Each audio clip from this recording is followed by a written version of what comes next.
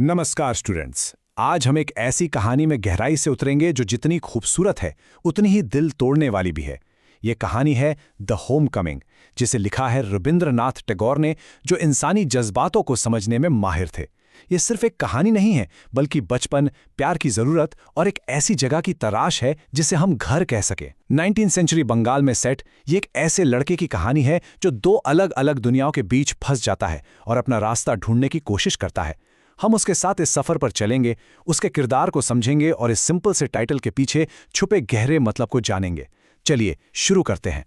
इस कहानी के अहम किरदार का नाम है फटिक चक्रवर्ती, एक 14 साल का लड़का। उसका पूरा सफर शुरुआत से लेकर उसके दुख भरे अंत तक सिर्फ एक चीज के इर्द गिर्द घूमता है, प्यार पाना और एक ऐसी जगह ढूंढना जिसे वो सच में अपना घर कह सके। अब यहाँ घर का मतलब सिर्फ दीवारों और छत वाला मकान नहीं है, ये उससे कहीं ज्यादा गहरा है। ये जरूरत है अपनेपन की, एक ऐसी जगह की जहां आपको समझा जाए, जहां आपको प्यार मिले। टैगोर ने फटिक के स्ट्रगल को इतनी खूबसूरती से लिखा है कि हम उसकी खुशियों, उसके दुख और आखिर में उसकी टूटी हुई उम्मीद से खुद को जोड़ पाते हैं। इस पूरे डिस्कशन में हम सबसे पहले टैगोर की दुनिया को समझेंगे, फिर हम फटिक के दुख भरे सफर को स्टेप बाय स्टेप फॉलो करेंगे। उसके बाद हम फटिक के कैरेक्टर को अच्छे से एनालाइज करेंगे, कहानी में घर का असली मतलब क्या है उसे एक्सप्लोर करेंगे, और फिर एग्जाम के लिए कुछ इंपॉर्टेंट पॉइंट्स डिस्कस करके कहानी के पावरफुल समरी के साथ इसे खत्म करेंगे। कहानी की पावर को पूरी तरह से समझने के लिए हमें उस दौर को समझना होगा जिसमें ये लिखी गई थी। ये बात है लेट 19वीं सेंचुरी बंगाल की, जब समाज में बड़े बदलाव आ रहे थे। एक तरफ गांव की सिंपल, नेचर से जुड़ी जिंदगी थी और दूसरी तरफ शहर की नई, कॉम्प्लेक्स और लोगों को अकेला कर देने वाली दुनिया। रविंद्रनाथ टैगोर ऐसे ही इंसानी कॉम्प्लेक्स को एक्सप्लोर करने में माहिर थे, जो समाज में आ रहे बदलावों से पैदा होते थे। और यही कॉन्ट्रास्ट, यही अंतर इस कहानी का सबसे बड़ा कॉन्फ्लिक्ट है। देखिए, एक तरफ है गांव, जो आज़ादी, कुदरत और मासूम बचपन को रिप्रेजेंट करता है। यहां फटिक एक रिंग लीडर है, अपने दोस्तों का सरदार, अपनी छोटी सी दुनिया का राजा। वहीं दूसरी तरफ है शहर, कलकत्ता। ये एक तरह से कैद, सख्त नियमों और एक अजीब से सिस्टम को रिप्रेजेंट करता है। जैसे ही फटिक इस दुनिया में कदम रखता है, उसकी पहचान छिन जाती है। वो एक अनवेलकम गेस्ट, एक बोझ बनकर रह जाता है। इन दो दुनियाओं की टक्कर ही फटिक के अंदर एक इमोशनल तूफान ला देती है। तो चलिए अब फटिक के सफर को शुरू से आखिर तक देखते हैं। जब हम इसे स्टेप बाय स्टेप समझेंगे तो हमें साफ साफ दिखेगा कि कैसे उसकी शुरुआती खुशी धीरे धीरे निराशा में बदल जाती है। कहानी शुरू होती है एक नदी के किनारे, जहां फटिक अपने पूरे रंग में है। अपने दोस्तों का लीडर होने के नाते वो एक नई शरारत सोचता है, एक भारी लकड़ी के लॉग को धक्का देकर नीचे लुढ़काना। लेकिन उसका प्लान तब खराब हो जाता है जब उसका छोटा भाई मक्खन जानबूझकर उस लॉग पर बैठ जाता है। गुस्से में फटिक अपने दोस्तों को ऑर्डर देता है कि मक्खन के सहित लॉग को लुढ़का दो। जब मक्खन गिर जाता है, वो घर जाकर झूठ बोल देता है कि फटिक ने उसे मारा। और यहीं हम कहानी का पहला बड़ा अन्याय देखते हैं। उसकी माँ बिना एक पल सोचे छोटे बेटे की बात मान लेती है और बिना फटिक के सुने उसे सजा देती है। ये घटना फटिक के दिल पर एक गहरा घाव छोड़ जाती है। अपने ही घर में अपनी ही माँ के द्वारा इतना गलत समझा जाना उसके अंदर एक कड़वाहट पैदा कर देता है। यही वो पल है जब उसे लगने लगता है कि वो यहाँ बिलोंग नहीं करता, और यहीं से उसके अंदर उस माहौल से भागने की एक बेचैनी शुरू हो जाती है जहाँ उसे हमेशा गलत ही ठहराया जाता है। और बिल्कुल सही मौके पर एक उम्मीद की किरण नजर आती है। फटिक के मामा कलकत्ता से आते हैं, बेशंबर।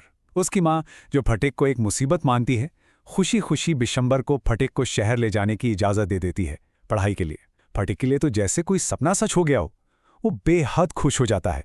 उसे लगता है आखिरकार उसे आज़ादी मिल ही गई, और इसी खुशी में वो अपनी सबसे कीमती चीज़ें, अपनी फिशिंग रॉड, पतंग और कंचे अपने भाई माखन को दे देता है। लेकिन फटिक की यह खुशी, अफसोस, बहुत जल्द ही खत्म हो जाती है। जैसे ही वो कलकत्ता पहुंचता है, उसकी सारी उम्मीदें टूट जाती हैं। जिस शहर को उसने आज़ादी का रास्ता समझा था, वो जल्द ही एक सफोकेटिंग जेल में बदल जाता है और उसे एक बिन बुलाए मेहमान जैसा फील करवाया जाता है।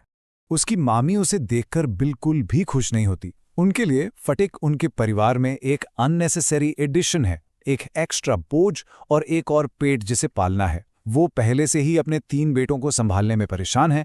ये 14 साल का गंवार लड़का उनके लिए सिर्फ एक परेशानी है।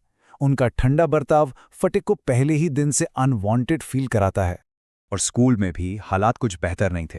गांव से आया हुआ लड़का शहर के क्लासरूम में खुद को बिल्कुल अकेला पाता है। वो पढ़ाई में पीछे रह जाता है और जल्द ही उस पर सबसे डल लड़के का ठप्पा लग जाता है। जब वो सवालों के जवाब नहीं दे पाता तो उसका टीचर उसे बेरहमी से मारता है। यहाँ भी मदद के बजाय उसे सिर्फ सजा मिलती है, एक ऐसी क्रूरता जो उसके पहले से कमजोर विश्वास को और तोड़ देती है। फिर एक दिन उसे अपनी किताब खो जाती है। ये शायद एक मामूली सी बात लगे, लेकिन फटिक के लिए, जो पहले से ही मुश्किल में था, ये एक बहुत बड़ा संकट बन जाता है। बिना किताब के वो अपने लेसन्स प्रिपेयर नहीं कर सकता, जिसका मतलब था और फेलियर और सजा। ये छोटी सी घटना उसकी मुसीबतों के पहाड़ को और बड़ा कर देती है।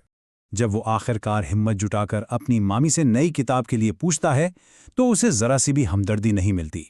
वो गुस्से से फट पड़ती हैं, उस पर चिल्लाती हैं और उसे क्लमजी कंट्री लाउड कहती हैं। वो साफ साफ कह देती हैं कि वो महीने में 5 बार उसे नई किताबें खरीद कर नहीं दे सकती। फटिक के लिए उनके ये कठोर शब्द एक और गहरा जख्म दे जाते हैं। जरा सोचिए फटिक की हालत के बारे में। जिस घर में रहता है वहां उससे नफरत की जाती है, स्कूल में उसे मारा जाता है और उसके क्लासमेट्स उसका मजाक उड़ाते हैं। वो इस अनजान दुनिया में बिल्कुल अकेला है। उसे घुटन महसूस होती है और वो अपने गांव के लिए, अपनी आज़ादी के लिए और शायद उसी माँ के लिए तरसने लगता है जिससे वो भाग कर आया था। वो फंस चुका है और उससे बाहर निकलने का कोई रास्ता नहीं मिल रहा। और फिर उसका आखिरी दुख भरा डाउनफॉल शुरू होता है। एक दिन तेज बारिश में वो अपनी सारी हिम्मत इकट्ठी करके कलकत्ता से भागने की कोशिश करता है, लेकिन वो ज़्यादा दूर नहीं जा पाता। पुलिस उसे ढूंढ लेती है, पूरी तरह भीगा हुआ और तेज बुखार की बेहोशी में वो बार बार एक ही सवाल पूछता रहता है, क्या छुट्टियां आ गई हैं? वो स्कूल की छुट्टियों का इंतज़ार कर रहा है, घर जाने का उसका एकमात्र मौका। आखिर में जब उसकी हालत बहुत नाजुक हो जाती है, उसकी माँ को बुलाया जाता है और वो आती हैं। अब तक हमने कहानी के प्लॉट को समझा। चलिए अब उस लड़के को थोड़ा और करीब से देखते हैं जो इस कहानी के सेंटर में है। आखिर फटिक था कौन? इन सभी शरारतों के पीछे वो कैसा लड़का था? ये हमें उसके किरदार के सबसे ज़रूरी सवाल पर ले आता है। क्या फटिक सच में एक बुरा लड़का था, जैसा कि उसकी माँ और मॉमी मानती थीं? या वो सिर्फ एक ऐसा बच्चा था जिसे कभी समझा ही नहीं गया और जिसकी हरकतें उस प्यार और अटेंशन के लिए एक पुकार थी जो उसे कभी नहीं मिला? सच तो यह है कि फटिक शरारती जरूर था, लेकिन उसके मन में किसी के लिए मैल नहीं था। उसकी शरारतें अपने दोस्तों के बीच अपनी शान बनाए रखने का एक तरीका थी, एक 14 साल के लड़के का नॉर्मल बिहेवियर, ना कि किसी को चोट पहुंचाने का। वो प्यार के लिए इतना तरसता था कि वो अपनी मामी के दिए हुए हर छोटे काम को भी बढ़ा चढ़ाकर करता था, सिर्फ इस उम्मीद में कि उसे तारीफ का एक शब्द सुनने को मिलेगा। उसका जंगली स्वभाव उसकी कमी नहीं थी, बल्कि निग्लेक्ट का नतीजा था। दिल से वो एक बहुत ही सेंसिटिव और अकेला लड़का था, जो अपने गांव के सुनहरे मैदानों और अपनी माँ के प्यार के लिए तरसता था। वो बुरा नहीं था, वो बस अकेला था। अब हम कहानी की सबसे गहरे थीम पर आते हैं, घर का असली मतलब। इस कहानी का टाइटल द होम कमिंग खुद में एक बहुत बड़ी दुख भरी आयरनी यानी विडंबना लिए हुए है, और इसका मतलब कहानी के एंड में धीरे धीरे खुलता है। तो फटिक के लिए होम कमिंग का मतलब आखिर है क्या? इसके 3 अलग अलग लेयर्स हैं। पहला है फिजिकल होम कमिंग, उसका अपने गांव भागकर जाने की कोशिश जो फेल हो जाती है। दूसरा है इमोशनल होम कमिंग, अपनी माँ के प्यार से उसका मिलन, एक ऐसा प्यार जो उसे मिलता तो है लेकिन तब जब वो मौत के दरवाजे पर खड़ा है। और तीसरा और आखिरी है फाइनल होम कमिंग। फटिक के लिए मौत ही उसकी सच्ची आज़ादी बन जाती है, शांति पाने का एकमात्र रास्ता।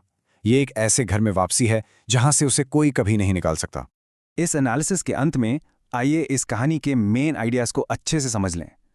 अगर आप द होम कमिंग के सेंट्रल मैसेजेस के बारे में सोच रहे हैं तो ये कुछ की थीम्स हैं जो एग्जाम्स के लिए बहुत इंपॉर्टेंट हैं।